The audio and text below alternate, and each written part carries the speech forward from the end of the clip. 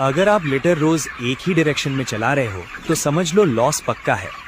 दोस्तों, poultry farm में litre management सिर्फ सफाई नहीं, ये बर्ड हेल्थ का बेस होता है। आज लिटर चलाओ ईस्ट टू वेस्ट, इससे मॉइस्चर और अमोनिया एक जगह जमा नहीं होता। अगले दिन लिटर चलाओ नॉर्थ टू साउथ, इससे लिटर इवनली ड्राई होता है और बदबू और अमोनिया कम होती है। अगर रोज सेम डायरेक्शन में लिटर चलाएंगे तो एक साइड गीली दूसरी साइड ड्राई रहेगी, जिससे बर्ड को पैर प्रॉब्लम और चेस्ट बर्न का रिस्क बढ़ जाता है। याद रखिए, आज ईस्ट वेस्ट, कल नॉर्थ साउथ। ये छोटी सी आदत बड़ा लॉस बचाती है।